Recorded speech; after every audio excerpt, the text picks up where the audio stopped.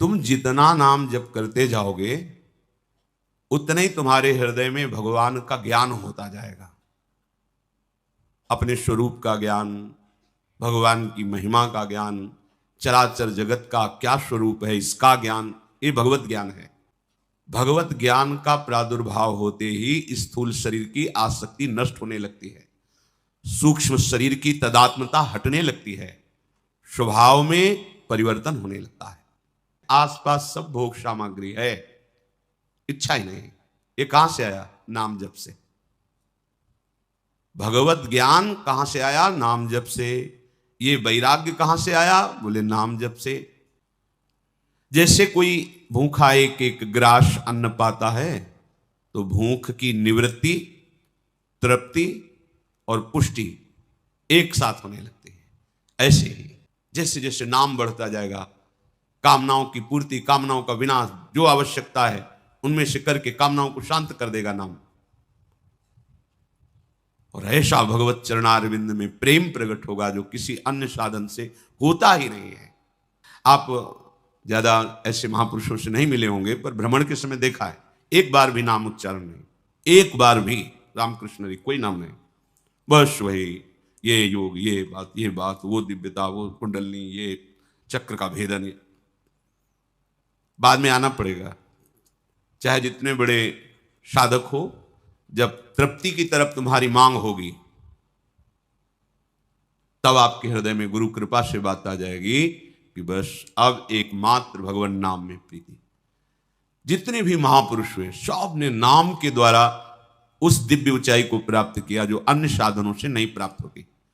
पहले बात तो अपने हृदय में समझिए आप कि नाम से बढ़ करके कोई तपस्या, साधन, दान, पुण्य, तीर्थ, स्नान, कोई भी इसकी बराबरी नहीं। गुरुजनों ने ये 7 बातें कही कि यदि 7 बातें आपके जीवन में आ जाएं तो निश्चित नाम से आपको प्रेम हो जाएगा, नाम से प्रेम हो जाएगा। पहला, किसी भी ऐसे साधक से ना मिला जाए जिसके नाम में श्रद्धा, विश्वास और रुचि नहीं है। या सबसे पहले परहेज की बात की। उत्तम डॉक्टर वही है जो दवा देने के पहले परहेज निर्धारित कर देता है। तो हमें किसी ऐसे से नहीं मिलना। वो चमत्कार दिखा सकते हैं, प्रभाव दिखा सकते हैं, सिद्धियां दिखा सकते हैं, लेकिन अंतर में भगवत मार्ग जो विशुद्ध प्रेम।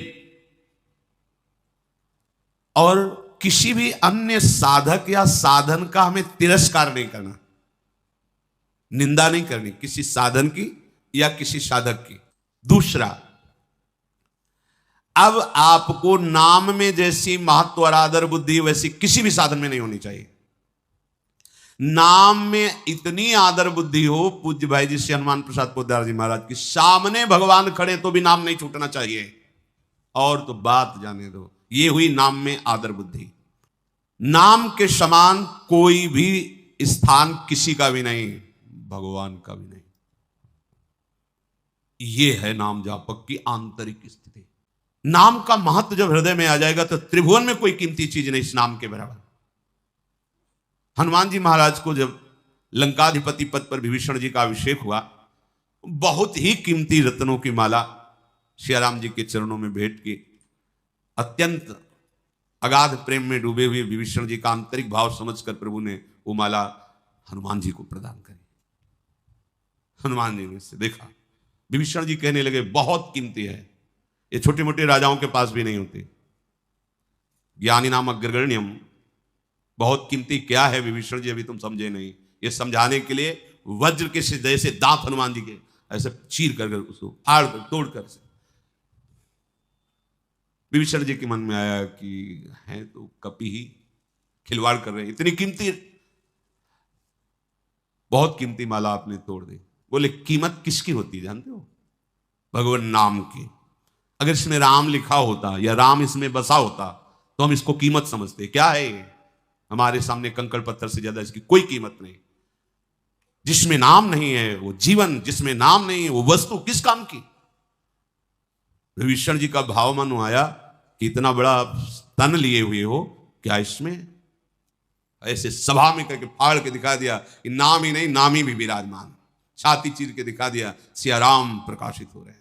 विठल दास जी ने दिखा दिया रोम रोम में वृंदावन की लताएं और प्रिया प्रीतम। महत्व बुद्धि नाम में या 500 रुपए के लिए 1 घंटा भजन छोड़ सकते हैं, बातचीत रिझाना और रत्नों को तोड़ तोड़। कहा नाम है, नाम नहीं तो इसका महत्व क्या। साधारण व्यक्ति से रिझाने में उसको मित्र है, थोड़ी देर तो बात करना पड़ेगा, नाम छूट गया। अरे भगवान आ जाए सामने तो नाम नहीं छोड़ना, वो क्या चीज है। तो जब इस तरह से सम्मान नाम का किया जाएगा कि नाम के समान कुछ नहीं, तो नाम क्या करेगा, आपके समस्त पापों को भस्म करके पाप की प्रवृत्ति का नाश करके प्रेम प्रकाशित कर देगा। दूसरा ये हुआ।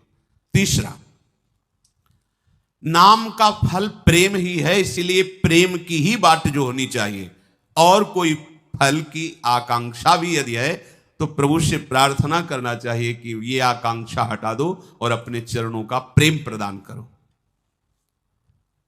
नाम जप अगर किसी फल के प्रयोग में आप करोगे तो प्रेम में बाधा पड़ जाएगी, प्रेम मिलने में बहुत अंतराय हो जाएगा। चौथा, नाम जप में निष्कामता बढ़े तो नाम जप का फल सही चला है। और अगर नाम जप चल रहा है और गलत आचरण हो रहे हैं, गलत कामनाएं हो रही, तो धैर्य से रहना, उसका प्रभाव शुरू है। धैर्य वो ऐसी दवा नहीं है कि व्यर्थ चली जाएगी, ये तो भूल जाओ, व्यर्थ शब्द तो भूल जाओ। चाहे जो जैसा हो, नाम जब कभी व्यर्थ नहीं होता है, ध्यान रखना। अमोघ वस्तु है, समय लगेगा। पर यहां जो हम चर्चा कर रहे हैं कि नाम निरंतर बस जाए, उसके लिए नाम जब करते हुए अरुचि बढ़ने लगे संसार के भोगों में, संसार के लोगों में, ये अच्छा ना लगने लगे। नाम चल रहा है, ये आदमी आ रहा बात करेगा तो नाम छूट जाएगा, क्या करेगा। वो विचार ऐसा करने लगे, ऐसी चेष्टाएं हमारे अंदर आने लगे, किसी से मिलना जुलना, बात करना, हंसना, मजाक करना, ये सब फीका लगना। समझो नाम जप का फल मिल रहा है, आपका नाम जप सही चल रहा है। निष्कामता बढ़ना, ये नाम का प्रभाव है। पांचवा, उपासक को हर समय यह अनुभव होना कि नाम और नामी अभेद है। नाम जप कर रहे हैं तो चिन्मय चिदानंद प्रकाशित करने वाले भगवान नाम के रूप में हमारी जिह्वा में बैठे हैं। कितना सुख हो जाएगा जब आपकी इस बात की अनुभूति हो जाएगी। सुन लेना अलग बात है, नाम तुम्हारी जिह्वा पे चल रहा है तो सही पूछो तो तुम्हारे हृदय में आप कोई प्रश्न नहीं रह जाएगा, कोई चाह नहीं रह जाएगी, क्योंकि स्वयं प्रभु नाम रूप से आपकी जिह्वा में आए हैं। छठवां, अब तैल धारावत नाम का प्रादुर्भाव, अखंड तैल धारावत। सोते में भी नाम चलता है, सोते में भी, क्योंकि चल रहा है। आप जब सो रहे होते हैं तो आप श्वास प्रश्वास की प्रक्रिया कर रहे होते हैं क्या? नहीं, पर हो रही है ना। तो जिसकी श्वास श्वास में नाम तैल धारावत बस गया, तो इंद्रियां मन भले सुसुप्ति में चली गई पर नाम जब चल रहा है, अखंड नाम जब चल रहा है। कुछ कुछ महापुरुषों के तो जीवन में देखा गया कि जब वृत्ति नाम की बाहर आई तो वो सो रहे हैं और जिह्वा से निकल रहा है राधा कृष्ण, सोवत हु रसना रटे राधा कृष्ण सुनाम। संसार के सारे कार्य करते हुए, सबके बीच में रहते हुए उसका अखंड स्मरण चलने लगता है। अब वो कर नहीं रहा, अब तैल धारावत अखंड स्मरण चल रहा है। सातवां, अपने भजन को पूर्ण सावधानी से गुप्त रखना, प्रकाशित नहीं करना अपने भजन को। अहम का एक स्वभाव होता है कि वो अपनी साधना को बाहर कह करके सुख का अनुभव करता है, ये स्वभाव होता है वो। जैसे बहुत हल्का अंतःकरण, अभी साधन का प्रभाव नहीं पड़ा, तो छोटी छोटी बातों में गर्व करके उनको 4 लोगों के बीच में रखना, जिससे हमारा अहम सुख का अनुभव करता है, पुष्टता होती है अहम की। ये बातें ठीक नहीं है। भजन को एकदम गुप्त रखना है। जो सच्चे भजनानंदी महापुरुष होते हैं वो अपने को बिल्कुल महत्वहीन रखते हैं, महत्वहीन। महत्व रखना ही हमारे लिए बहुत बड़ा विघ्न है। कंजूस के धन की तरह नाम को छुपाओ और जार की तरह प्रेम करो। जार भाव होता है कि जैसे ब्याह हुआ किसी से और आसक्ति है किसी से, उसे जार भाव कहते हैं। अब वो जो इस जार भाव की होती है वृत्ति, वो घर में सारे कार्य करेंगे, लेकिन अंदर ही अंदर उसका चिंतन उस पुरुष का होगा। या उसी स्त्री का होगा जार भाव का स्वरूप। वो अपने सगे संबंधियों से ठीक वैसे व्यवहार करेगी जैसा करना चाहिए, पर प्रीति किसी से नहीं। प्रीति उससे है जिससे लगन लग गई।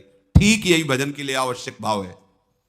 कोई शरीर का पिता भाव रखता है, कोई पति भाव रखता है, कोई पुत्र भाव रखता है, कोई भाई बहन, नाना प्रकार के रिश्ते। आपको ठीक जार भाव की तरह हमारा प्रीतम नाम है।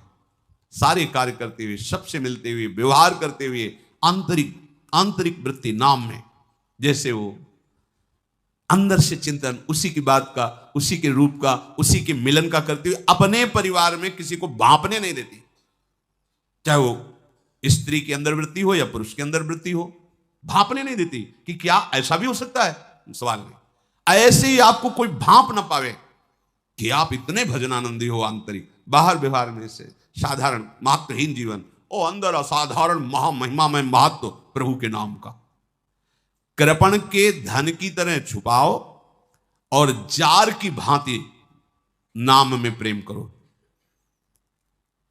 यदि इस तरह के 7 जो अभी चर्चाएं हुई, इन भावों को लेकर के नाम जप किया जाए तो बहुत शीघ्र हमारे हृदय की समस्त आशा, तृष्णा, वासनाएं नष्ट हो जाएंगी, कोई प्रश्न नहीं रहेगा।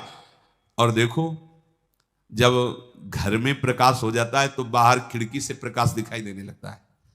जब आपके अंदर परमानंद में नाम का प्रकाश होगा तो लोक में हर सुख आपके चरणों में लुटता नजर आएगा। आपको चाह नहीं करनी पड़ेगी। ये मान लीजिए हमारी बात। जिन सुखों के पीछे आप भाग रहे, पकड़ में नहीं आ रहा, वही सुख तुम्हारे पीछे भागेंगे और तुम पकड़ना नहीं चाहेंगे।